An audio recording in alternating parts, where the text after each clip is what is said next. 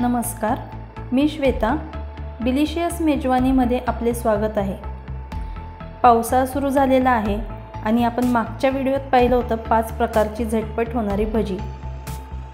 आणि आज मी तुमच्यासाठी घेऊन आली आहे सगळ्यांच्याच आवडणारी कुरकुरीत अशी कांदा भजी. चला तर मग रेसिपीला सुरुवात करूया. अशाच नवनवीन रेसिपीसाठी डिलिशियस मेजवानीला सबस्क्राईब करा आणि बेल आयकॉनवरही क्लिक करा.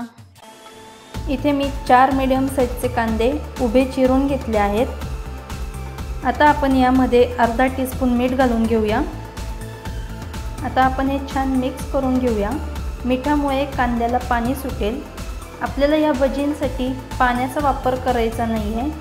ह्या कांद्याला जे पाणी सुटेल तेवढ्या ह्याच्यातच पीठ मिक्स करून आपल्याला भजी करायची आहे. इथे आता मीठ छान मिक्स करून घेतलेलं आहे. आपण 5 मिनिट हे बाजूला ठेवणार आहोत. 5 मिनिट झालेली आहेत. आता आपण यामध्ये घालूयात लाल मिरची पावडर, हळद आणि हिंग. आता आपण यामध्ये घालूया ओवा. ओवा असा हातावर चोळून घ्यायचा आहे. यामुळे ओव्याचा छान सुगंध येतो आणि आपल्या कांदा भजीला चवही छान येते. आता आपण यामध्ये घालणार आहोत बेसन पीठ. बेसन पिठाचं असं काही प्रमाण नाही आहे. आपण कांद्याला मीठ चोळून ठेवल्यामुळे कांद्याला जे पाणी सुटलं आहे त्या पाण्यात जेवढं पीठ मावेल एवढंच आपल्याला वापरायचं आहे. आता आपण हे छान मिक्स करून घेऊया.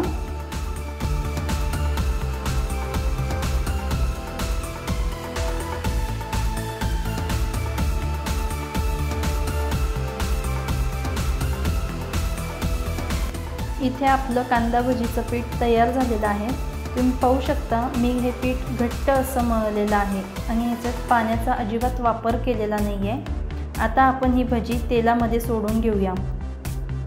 आपली ही खेकडा भजी असल्यामुळे आपल्याला भजी अशा पद्धतीने तेलात सोडायची आहे. त्याला गोल शेप द्यायचा नाही आहे.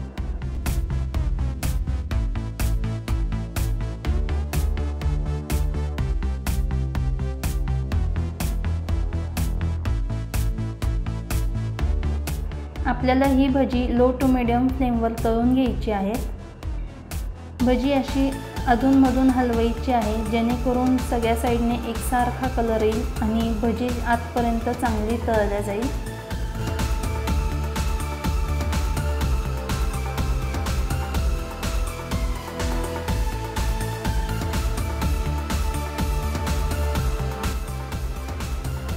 आपली आता ही कांदा भजी तळून झालेली आहे.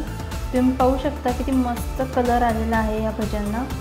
आता आपण हे प्लेटमध्ये काढून घेऊया.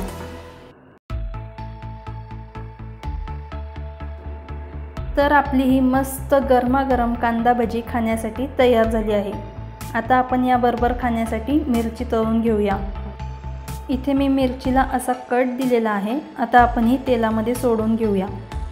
लक्षात ठेवा, मिरची तळताना नेहमी त्याला कट द्यायचा आहे. जर तुम्ही मिरची तशीच तेलात टाकली तर मिरची तेलात फुटते आणि आपल्या अंगावर तेल उडण्याची शक्यता असते.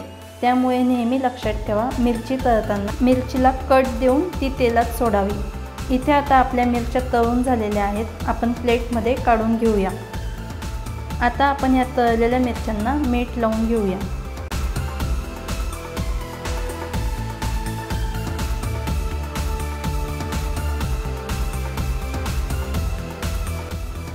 तर तुम्हीही अशा पद्धतीची कांदा भजी घरी नक्की करून पहा. जर तुम्हाला माझी ही रेसिपी आवडली असेल तर व्हिडिओला लाईक आणि शेअर करायला विसरू नका. लवकरच भेटू आता पुढच्या व्हिडिओमध्ये एका नवीन रेसिपीसोबत.